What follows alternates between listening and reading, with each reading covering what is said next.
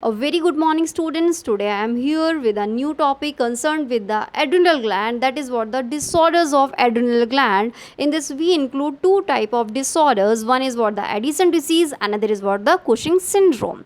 Addison disease and Cushing syndromes are the two common adrenal gland disorders which are responsible for the production of two peculiar hormones. These are what the aldosterone and the cortisol. Now we will see what actually is happening in case of these particular diseases. In case of the Addison disease, the aldosterone and cortisol hormone level is decreased into the body, but in case of the Cushing syndrome, the level of cortisol hormone enhances into the body.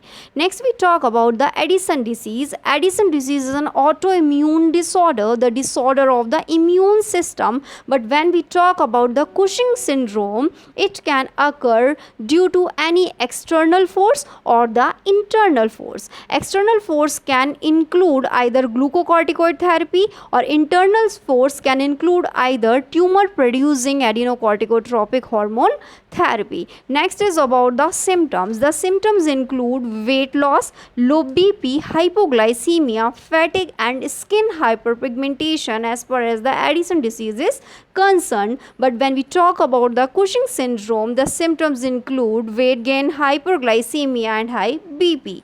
And what about the treatment concerned with this particular diseases? Now we are seeing here in the treatment we are giving replacement therapy of deficient hormone, either of aldosterone and cortisol in case of the Addison disease. So what we are doing, whatsoever the deficient hormone is, we are recorrecting it by giving a particular hormone back. And when we talk about the Cushing syndrome, the treatment depends on the cause, either external force or the internal source eliminated due to which this particular disease is going on. So it's all about the Addison and Cushing syndrome. Thank you so much.